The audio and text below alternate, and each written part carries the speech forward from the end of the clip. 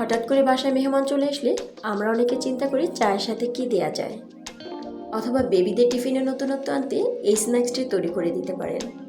এই স্ন্যাক্সটি দেখতে বাইরের থেকে যতটা সুন্দর লাগছে না, খেতেও কিন্তু ততটাই ভালো লাগে।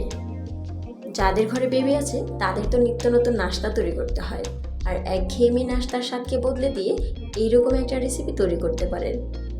সিম্পল প্রসেসে একদম শর্ট টাইমে এই রেসিপিটি তৈরি করে নিতে পারবেন। আমি এখানে দুটো সেদ্ধ আলু নিয়েছি। এরপর একটি স্পুনের সাহায্যে এই আলুগুলোকে খুব ভালো করে ম্যাশ করে নিতে হবে। চাইলে একটি ম্যাশার অথবা হাত দিয়েও এই আলুটাকে খুব ভালো করে ম্যাশ করে নিতে পারেন। মোট কথা, এই আলুর ভিতরে কোনো দানাদার ভাব থাকতে পারবে না। 1 টিস্পুন লবণ নিয়েছি এবং 1 টিস্পুন নিয়ে নিচ্ছি লাল মরিচের গুঁড়া, আর একদম সামান্য দিয়ে দিচ্ছি ভাজা জিরার গুঁড়া। কয়েকটা ধনেপাতা কুচি দিয়েছি, এতে করে কিন্তু টেস্টটা ভালোই আসে। এরপর আমি এখানে 1 প্যাকেট নুডলস মশলা নিয়েছি। যাদের হাতের কাছে চাট মশলা থাকবে না তারা এখানে অবশ্যই নুডলস মশলাটা ব্যবহার করবেন।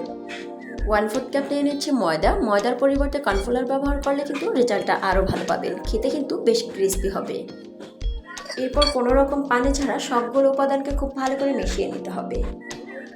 এই নাস্তাটা আপনি যার সামনে প্রেজেন্ট করবেন না কেন, বাইরের থেকে দেখে বলবে ওয়াও, ভিতরে যে আলু দেওয়া আছে এটা কেউ বুঝতেই পারবে না। এখানে আমি লম্বা খোঁচা সেমাই নিয়েছি 1 মুঠ পরিমাণ। এরপর এই সেমাইগুলোকে ভেঙে একদম গুঁড়ি গুঁড়ি করে নিতে হবে। যে কোনো ব্র্যান্ডের যে কোনো ধরনের সেমাই দিয়ে রেসিপিটি তৈরি করতে পারবেন। সেমাইটা কিন্তু নাস্তার সৌন্দর্য বর্ধনের জন্য।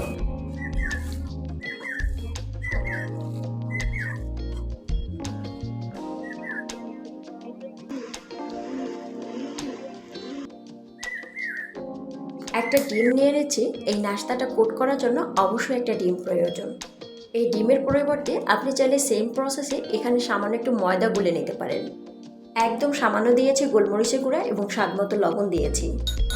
ডিমের পরিবর্তে সেম প্রসেসে অবশ্যই ময়দা ব্যবহার করতে পারবেন, কিন্তু ডিমটা দেওয়ার কারণে কিন্তু নাস্তাটা খেতে বেশ ভালোই লাগে।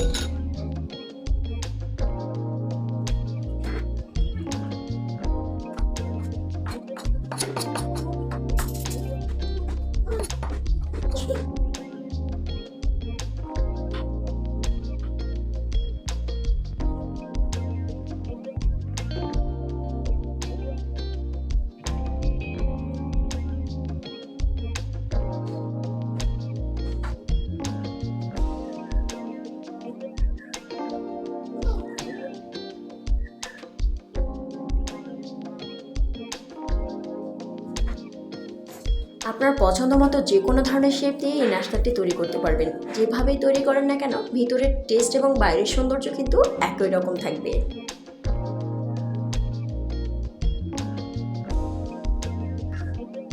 আমার সবগুলো নাস্তা তৈরি করা হয়ে গেছে। এখন এগুলোকে কোট করে নেব।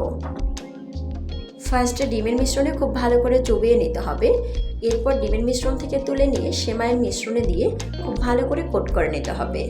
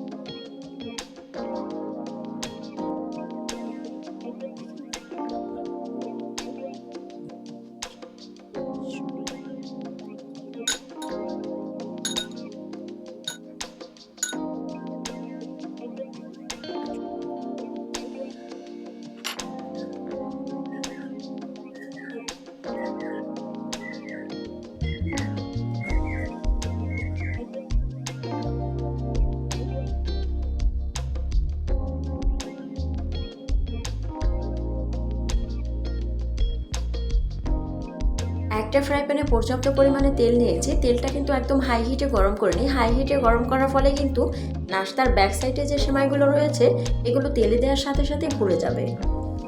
এরপর গ্যাসের ফ্লেমকে মিডিয়ামে রেখে নাস্তাগুলোকে খুব ভালো করে ভেজে নিতে হবে।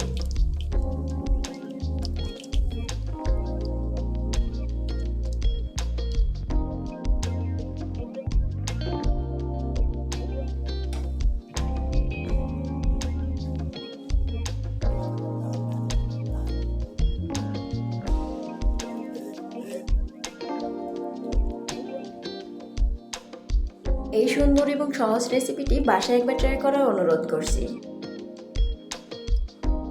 এইরকম সুন্দর, সহজ এবং সুস্বাদু রেসিপি পেতে দিলশাহারা চুয়াল্লির সাথেই থাকুন। ভিডিওটি ভালো লাগলে অবশ্যই একটি লাইক করবেন এবং চ্যানেলটিতে সাবস্ক্রাইব করে পাশে থাকার আমন্ত্রণ করছি। আবারও দেখা হবে নতুন কোনো এপিসোড নিয়ে। ততক্ষণ পর্যন্ত ভালো থাকবেন, সুস্থ থাকবেন। আল্লাহ হাফেজ।